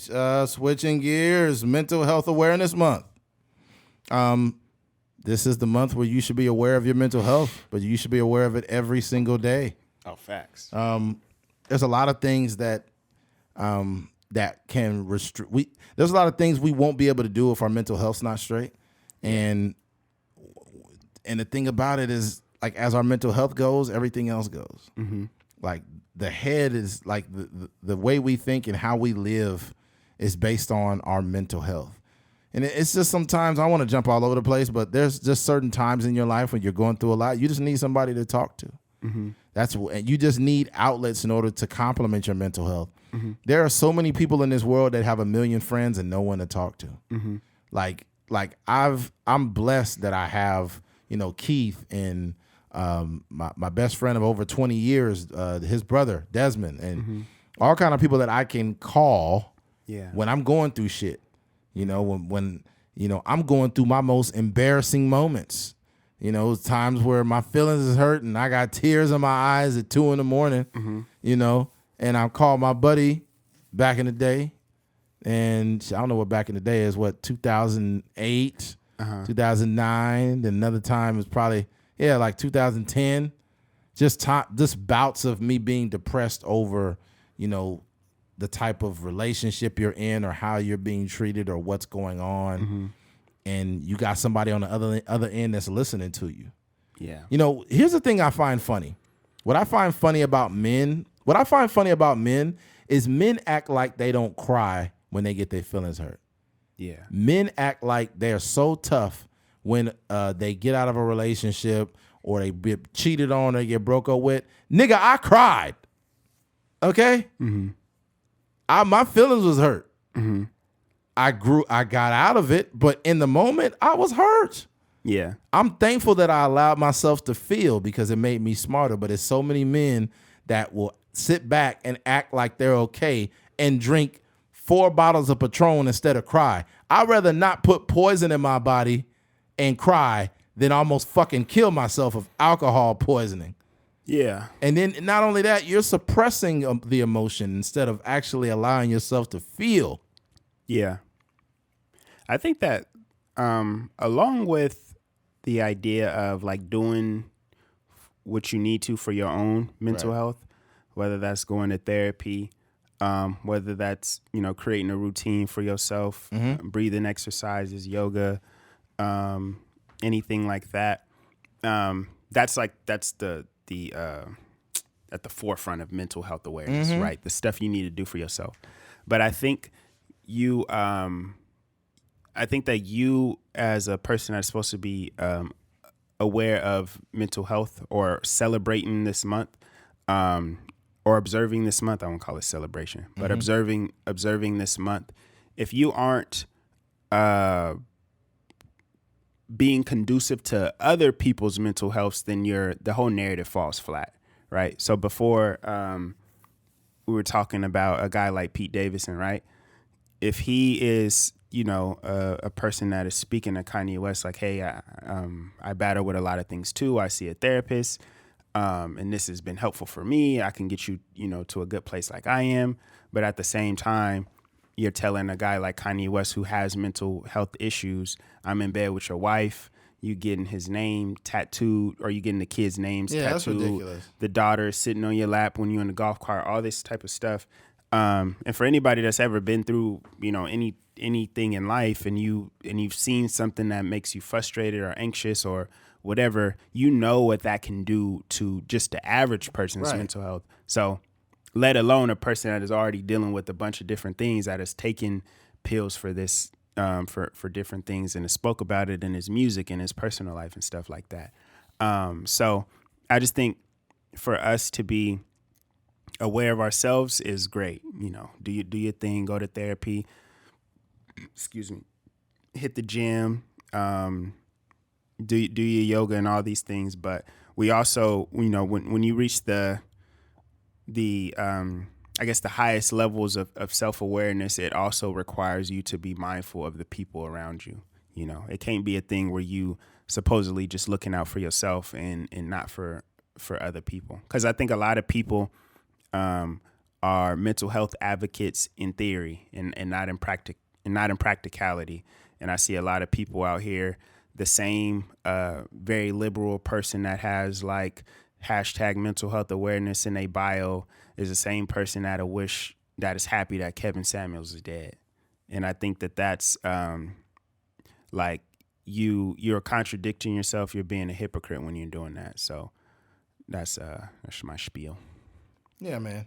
I just think, I don't have a million things to say. I just think we need to stop acting like we really care about mental health and not doing things that are proactively pushing us forward. Mm-hmm. A lot of us will have the conversations about mental health, but it's just surface level shit. Like the same person that'll have a conversation about mental health will still be displaying trauma, having trauma responses to things and not even knowing why they're doing them, mm-hmm. Being toxic and whatnot. And these are the people at the forefront of having those conversations. Mm-hmm. So we have to start really living in a world where people are exercising things that are beneficial for their mental health instead of just fucking talking about it. Mm-hmm. And when you actively are, when you're actively doing things that help your mental health, you see how many people are not doing the work. Yeah. Some of the worst people that I know are like have been in therapy for X amount of years, right. Or, you know what I mean? And it just is kind of like makes you scratch your head. But I think even therapy is great and it does work. But it's a very proactive thing.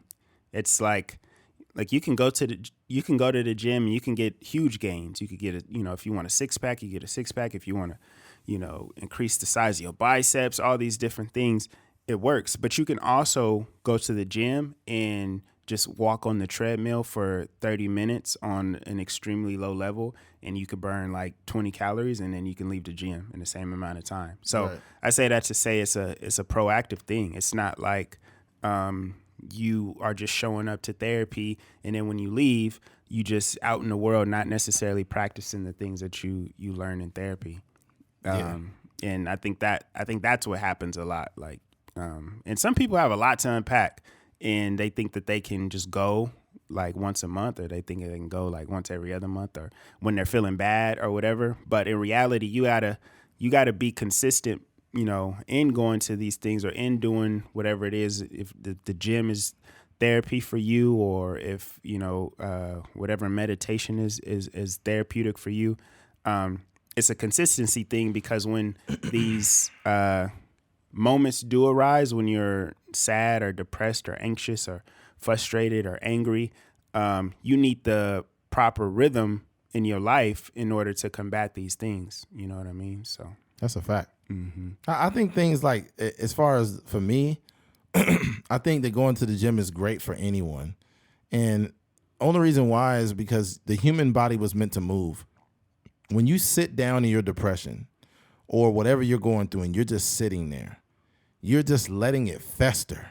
Like you're not doing anything to, like when you physically exhaust, like it physically exhausts your body of just a lot of sweat and burning a bunch of calories, and you sit down, it allows you to decompress. And when you decompress, you can sit there and it's easier to think. Mm-hmm. And not only does it give you health benefits, but it allows you to really decompress from the shit you're going through. Yeah. How can you ever decompress by drinking alcohol? Yeah. You never, all you're doing is you're not decompressing, you're suppressing when you drink alcohol. For sure. One of the things that I've learned recently is like literally just to breathe. Because what happens a lot of times, like when you feeling some type of way, you feeling anxious or angry, whatever the case may be, you stop breathing, or your breath is shorter. But if you're just able to focus on your breath, you can calm your heart rate down. You could kind of like lower your emotions, because you got to think it's this cycle, right? What you're thinking, how it affects your body, and then back and forth. So, if you see, say you come in the house and your girlfriend is cheating on you or something like that, or you're getting triggered by whatever is happening in the world or whatever the case may be, or you're getting triggered by some thread you've seen on Twitter. It's all this it's like the cyclical thing. The thing that you're seeing, how your heart rate is going, and then you're getting frustrated at the heart rate, or getting anxious about how fast your heart is beating. And you just like, you know what I mean? But if you're able to just recognize, your breathing patterns, and then just take a deep breath, like, that could literally work wonders for. That's gotta be tough though, coming home and seeing your girlfriend cheating on you in the action of doing it. Mm-hmm. I'll be like, you ain't never gave me head like that. What the fuck? If you cheating and giving better heads, that's out of pocket. You ain't never gave me head like that, man. Where's my gun? You can't be like cheating and doing extra stuff on. That's fucked up. Person. That's not cool. You ain't never threw it back like that, man. Damn. Or you cheating on your wife with another female, but you giving her 30-minute dick, but you giving your wife's 5-minute dick. That's not cool, dog. Dang, that'll be all bad. Yeah. Your wife come in there, you in there giving the lady head and shit. Like, not in my house. I'm the only one getting head in here. I'm calling the police. That's crazy. I wonder I'm pretty sure that's probably happened to someone before. Mm-hmm. They go in there, they see somebody cheating with their husband or wife, and they just call the cops. Because they scared of probably what they would do. Probably shoot somebody. Oh, yeah, that's a good point. That's true. Or they just want somebody to get out. True. Bro, there's some good women out there that they probably decent women and faithful and go to church and all of that. But them is the same women. If you cross them, they will fucking kill you. Mm-hmm. They'll be like, I believe in my Lord and Jesus Christ, but I will kill somebody. What they say is nothing worse than a woman scorned or something like that. Yeah. I'm telling you, it's some women out there that are truly decent, but it's a dark, very sinister side if they get crossed. Yeah. Yeah, for sure. Yeah, it is. Yeah, mm-hmm. Man. And on air, I just want to say I appreciate you, man, because I was going through it the other day, and you was able to bring me some peace through conversation. So yeah, we all need somebody to talk to. Yeah, for sure. Yeah, I think what happens too is it makes it. How do I say this? It makes you more credible when you've been the one on the phone going through it, and somebody was talking to you. Yeah. Like I'll be talking to your brother or talking to the homegirl Millicent or whatever, mm-hmm. and Millicent would be talking me through my situation mm-hmm. and making sense of it, and not trying to not trying to validate everything I said, but also not trying to tear me down. Yeah. You know what I mean? And having more than, and also I benefited from having a woman to talk to and a man to talk to. Mm-hmm. So I had a homegirl I could talk to about any stresses I was having in dealing with a relationship. And then I was able to talk to my friend, my other homie. Like, so I kind of had privilege in that position. A lot of people do not have someone to talk to. They have a million friends and no one to talk to about something serious. If you have friends, right? Let me say this. If you have a lot of friends, but you don't have anyone to talk to in your most trying moments, you don't have any friends. Those are just associates. Them is just the ones you go to Club Bricks with. Yeah. Those are just the people you go party with. Those are enablers. They are not friends. Yeah. Like a friend is somebody that in your lowest, darkest, most fucked up moments, that person is right there and you could call them at 4 a.m. if you have to. Mm-hmm. I don't give those privileges to everybody, but I'll be like, hey, Keith, call me anytime. Mm-hmm. Hey, Desmond, call me anytime. Everybody else, fuck you. That's facts. Nah. Yeah. That's that. Yeah. It's so crazy when you think, and even in that situation, somebody else had called me, and I guess even with that information, I was very particular because there are people that will just be like, "Oh, you good, bro?" Or just give you that just are not being empathetic at all. Yeah, and you just got to be mindful of who you share, those type of things bro. with. When I become very successful, I will have 2 phones. I will have I will have a phone that's general, just a general phone. Mm-hmm. And then I will have another one that is strictly for business. And I will have a phone that's strictly for business and close people. And I don't even want to say family. I'm sorry. I'm going to keep them in the old phone. Mm-hmm. But the new phone would have people that are best suited for my mental health. Mm-hmm. That phone will be on 24 hours a day. It's almost like a close friends like this, on Instagram or something. I guess so. Yes, you said. But that phone would be on 24 hours a day. Yeah. If I get a call from that phone, I'm not going to be mad that I woke up because somebody on the other end, they need me for something serious. Yeah. So I'll leave that phone on. But my personal phone that I got now, when I go to sleep, I turn my phone off. Yeah. Yeah. People be like, I was trying to call you. I'm like, I know, nigga, that's why I turned it off. People be calling about nothing. Yeah, be like, hey, I seen this thing on Amazon. You be like, yeah, bro, come on, dog. Don't you know I will come on the other end of this phone and slap the shit out of you? Yeah, and shout out to shout out to my mom. One, I talked to her as well after I talked to you, and she was able to bring me some peace. And she was like, man, I was like, I just talked to Eddie about it, and she was just saying like, he's like, you could have woke me up. But I was like, well, I'm talking to you now. I did wake you up. But one thing too is like, kind of near the end of this conversation, but one thing about mental health is that it's very important to share, because through sharing, you inspire people. You create, you're creating this conversation. You can create new opportunities for people. So with me, I was kind of the first person to kind of step out and start going to therapy. And I originally went because I had a lot of anxiety around alcohol, and it physically hurts sometimes to be like in certain situations where people are drinking, and I just started to feel terrible in specific situations. So I just took it up on myself to go get that handled, and I have tools and stuff now to where I don't have to experience that no more. But I made it a point to tell people, just casually, like, yeah, I'm actually going to therapy right now. Right. Or I'm on my way to therapy, or, I've been going to therapy for X amount of time.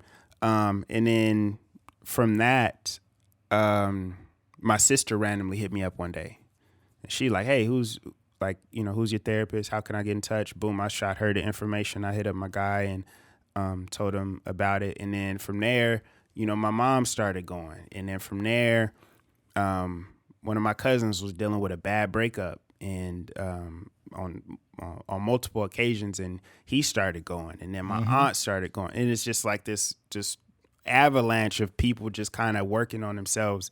And I just say that to say, like, it's important to share your truth, man. Yeah, because you never know who it can help. Yeah, and the thing about it too is, even on this podcast, I think that it's important for, especially as men, to basically be very transparent on this podcast.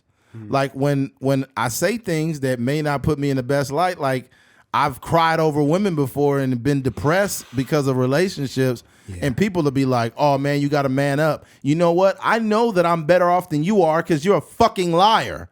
I know that you cried. I know that you were depressed, but you too much of a coward to admit it. And that's the difference between not only me and them, but the fact that I'm saying this so you don't have to feel bad about your situation. Yeah. Because me and Keith actually talk to a decent amount of people on a weekly basis from this platform, and they don't have to feel bad about how they feel. You're a human being. It is completely fine that you've been through these situations as a human being or as a man or a woman, and it's okay. Yeah. And think about how helpful you can be to the world and the people around you if you in a great space. Yes. Right? Like if I'm a person that, hadn't been in therapy and hadn't done all these things, hadn't developed myself, hadn't been working on myself, the type of advice and information I can offer anyone is minimal. 100%. I do it a lot, man. Like I'll see one of my friends, and these are people that haven't necessarily experienced the level of, work that I have on myself. And they'll be like, man, I was in this situation. My girlfriend just broke up with me. But I just held it in. I couldn't even cry. And it was only years later when such and such happened, I'm watching this movie and I'm just crying my eyes out. And, I see posts like that and I'll shoot him an inbox. I'll comment under the thing like, bro, it's okay to cry. Just kind of offering even that type of piece to somebody, like from man to man, is very important. Because a lot of times we be thinking like it's we too grown to cry, or we got to man up, or we don't really have a safe space. So I just feel like, in those situations, I be trying to provide. Obviously, we do it on a podcast, but not everybody listens to the podcast. So like, if I'm talking to you on a personal level, and even some people they'll kind of put an asterisk by a conversation. So they'll be like, yeah, man, the other day, I ain't gonna front, man. I was, don't look at me weird when I say this, but I cried during such and such. And I'm like, bro, you don't even have to put a caveat in front of in front of none of that. Like, you good with me? Like, cry. It's okay to cry. It's okay, man. Like, and it's just, I don't know, man. It's wild that it's 2022 and men still haven't grown out of the false masculinity thing. Mm-hmm. And I was just like, come on, man. That's to me, that's fake masculinity. Mm-hmm. When, you basically bottle things in and be like, look, man, don't nobody care about your feelings. Don't nobody give a fuck. Just go to the bar, get you some drinks, and just chill with your boys and just leave it inside, bro. Trust me. Don't even tell nobody. I'm like, bro, you're asking someone to kill themselves. That's what you're asking them to do. Yeah. You're asking people to kill themselves, not even from a literal sense, but inside your ass is fucking dead. Because you can't even decompress or express yourself because you think that's being a man. Yeah. You know how many generations of men have been destroyed because they can't even fucking express themselves? A lot, yeah. And by the way, I'm not saying that men need to be emotional. I'm saying men need to have emotions. Yeah. Having emotions is a natural, real thing. So when you suppress something that's natural, that's almost like dehydrating yourself. Like I ain't drinking no water. Water is for pussies. I ain't drinking no water. You know what? That's a real thing. Mm-hmm. Remember in the movie, Remember the Titans? Mm-hmm. He's like, leave that water alone. Water makes you weak. Water makes you weak. And that's an old beat down narrative. Yeah. But in the coming years, we've seen how many people were dying from dehydration during summer football practices. Yeah. Dumbass old coaches talking about water makes you weak. No, I need it to survive, you fucking idiot. This is essential to my body. Bro, when I was in high school, my junior year, there was a couple teenagers that summer that died, including the left tackle for the Vikings, Corey Stringer. He fucking died. Mm-hmm. And he died of like heat stroke or some shit or dehydration. And it's like after that, all the shit changed. They started making sure we had mandatory water breaks. People, yeah. Mm-hmm. Mandatory. They made sure we drank water. And even when we was in practice, like waiting, coaches would walk by with water bottles. Making sure you drink it. Making sure you drink it. Open your mouth. And it's not even hey, you thirsty? It's like, Yeah. Yeah. What the fuck was that? You heard that?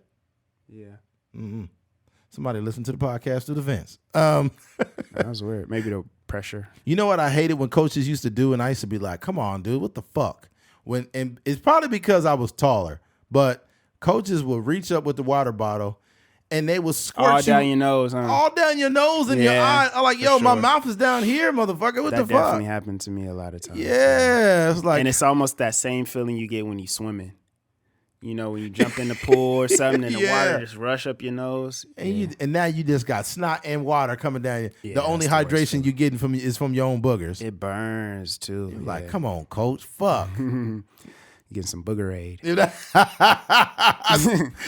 I will say though, I think like on the mental health thing, I feel like if you aren't mentally healthy, if you aren't self-aware, if you're not in control of your emotions, or if you don't have the tools to control your emotions, then you're not really like conducive to society. No, you're not. Because you need to be at this bare, like level balanced place to go to work, to be a dad, to be a mom. You know what I mean? If you depressed, if you anxious, if you are battling all these different mental health things, you don't really have the space to be a loving mother, a loving father. You don't really have the space to be a great employee, a great coworker, because, you know, all that stuff, you're just wearing it, you know, you're just wearing it as like a jacket or something. You're a liability to society if you got bad mental health. And it's not, and here's the thing, there's two different types of bad mental health. There's bad mental health to where you don't realize that you have a problem and you can work on yourself and start trying to retroactively go back and fix the things that have caused you to be who you are. But then there are the people that have no intention of changing anything, and you are a liability. Yes. You're a liability because we have to like operate around you because you're too fucked up. And that's not okay. Let's do better, folks. Yes, sir. For the sake of everyone around us, our kids and our moms and dads and cousins and uncles and whoever, let's update our programming. Let's do better. All right, switching gears. Let's go ahead and end it with this one here. Actually, we got two more. You think we can knock them down, or you want to finish? I think one is good. One is good. All right, cool. It's getting late. Yeah, it is. All right. Trying to figure it out what we can use. You know what? I'm gonna end this on a funny note. There's an inmate prisoner situation going on. It's recently. Hold on, let me pull that article up real quick. Let's see. Here we go. All right. Car linked to escape inmate corrections officer found in Tennessee. All right. The car linked to escape Florence, Alabama inmate Casey White and jail employee Vicky White was ditched in Williamson County, Tennessee, just hours after the jailbreak, the Williamson County Sheriff said. And it says, hold on. There's no sign that murder suspect Casey White, 38, and Lauderdale County Assistant Director Corrections Vicky White, 56, are still in the county of Williamson, which is about 2 hours there. Basically, there's a CO and a inmate that escaped. The vehicle used by Escape Alabama inmate Casey White and former correctional. There's no sign the two are still in the area. The SUV was reported abandoned a week ago. It was identified last night. Okay, let's see here. And they believe that these two are intimate. The CO and the escaped convict. Trying to look for the pair may be armed. Oh shit! The pair may be armed with AR-15 rifle, handguns, and shotgun. Dang. Yikes! Yeah, they ready to. It's like some Bonnie and Clyde shit. Yeah. Well, basically, these two are rumored to be intimate. And here's the deal. This is why I'm bringing this up. There are a lot of female COs that get fucked by these guys. And there are also male COs that are smashing these female inmates. Really? Oh, yeah. And the reason why I want to bring this up, and it's kind of funny even though it's not, I think that people suffer from proximity issues. For example, if there's like an office space, like that show The Office, right? If there's women in that space and you see them more than you see your family a lot of times and you're working long shifts. Well, let's just change that to a prison. And let's say you're working 13-hour days, 15-hour days, whatever. And then when you go home, you're tired. So you're probably not getting enough social, I don't know, like there's not enough social outlets for you outside of your job because your job is consuming so much of your time, right? And you basically see these sexually attractive people that happen to be inmates. So let's say I'm a CO, right? And I'm at a woman's prison. And I'm working long shifts, 16, 15-hour shifts. I get off of work and I'm sleeping 6 to 8 hours of that. And then I might hit the gym or whatever the case. I'm probably not getting enough social currency outside of my job. But when I go to work, I keep seeing this girl with giant breasts and a big old booty. And she's fine. She may be there on murder, right? But she's fine as fuck, right? And to make matters worse, she's trying to give it to you. And you're like, hey, go in your cell. Go in your cell right now. I'm not going to put your titties away. Get back in your cell right now. Get back in your cell. And here's the worst part. I just like women in general of all cultures, but I really do like Mexican women too. So imagine if I'm working all these hours and then Linda Garcia is over there, small waist, thick as hell, long hair, fine as fuck. I might end up fucking inmate -7QWQZAKW. Right? You mean doble U X? No, I'm just playing. What? Oh, that's Spanish. Because basically inmates have a number. Yeah, I know. I was Spanish. Oh, W in Spanish. W. Yeah. E. Oh, okay, I got you. But yeah, that's the unfortunate thing, man. I think if you don't have the discipline and professionalism, you're gonna end up fucking these people because you're human and they're human. They're just in prison, but it doesn't stop them from being sexually attractive. So I think that this woman that was fucking this guy in there, you look at it and be like, oh God, that's so sad that they're fucking an inmate. That's just terrible. Yeah, that's true. But then again, what's also true is she's human. But also the person saying that, they for sure, depending on where you work, has got digged down by somebody at their job. Yeah. Come on, dog. It's unfortunate, but I've fucked some chicks I used to work with back in the day. Yeah. And I'm not proud of it, but it happened, I work by myself mostly, and I'd be masturbating.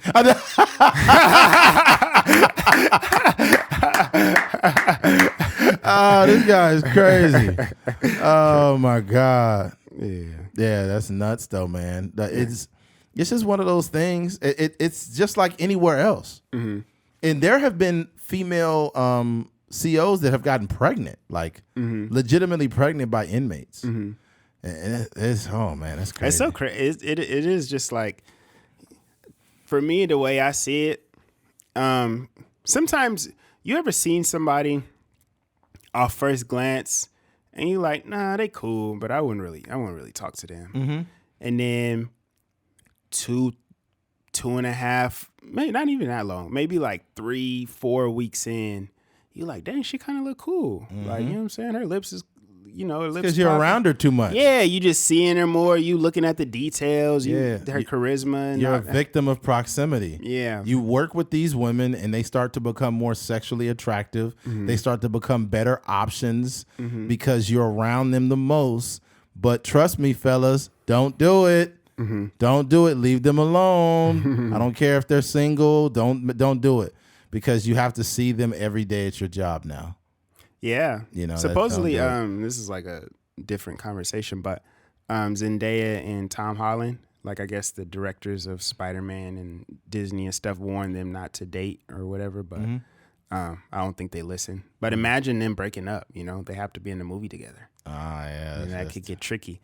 But yeah, especially like you said, it just never works out, bro. Even if it's a friend with benefits, if it's a real relationship, whatever the case may be, it's always going to end on a sour note, and then you got to sit and see that person every single day. And here's the thing, I don't want to get too graphic, but it's the truth. Just because people go to prison doesn't mean they don't have deep sexual urges. We heard the story recently how a trans woman got 2 women pregnant in a female facility. Yeah. So it's like that WAP hit different, boy. Yeah, it's like they didn't, at that moment, they didn't see that the person was trans. They just seen that person had a penis and they needed some penis. That's crazy. Yeah. You're in jail. When you're a correctional officer, you're in jail with these people. Yeah, you're in there with these people. Yeah, you're there. only a few hours less than them on a day-to-day basis. And here's the thing. It's different because in the free world, you don't have a bunch of women trying to seduce you. You have a bunch of women that you have to pursue. Mm-hmm. Think about this. This is how men fuck up and start fucking these female inmates. In a prison setting, if you're a CO in a female prison, you have a bunch of women, a lot of them being sexually attractive, nice asses and shit, and they're trying to seduce you. Yeah. On a daily basis. Yeah. And it's bad, and it's very very overt, and it's very fucking obvious. Even probably the most butch girl female in there. Yeah. Because you know how niggas will go to prison and then they be gay for like 2 years and then they hop out and then, you know, they kind of suppress those gay urges. But I'm sure it's the lesbian that would never in the free world ever, you know, mess with a dude, probably be in there looking at them correctional officers some kind of way. Hey, what's up? He'd be like, Linda, if you don't go back in and sit there, sit down over there. Ain't you a lesbian? She got a whole little mustache and everything. And you're like, oh man, no, you can't do this. Yeah. Yeah, but yeah, I just think it's a different ball game because you have women that are incarcerated, some probably for long sentences, and especially if you're a decent looking dude and they're doing that, it's gonna get. If you get weak and you don't have discipline, you will end up smashing one of those girls in the prison.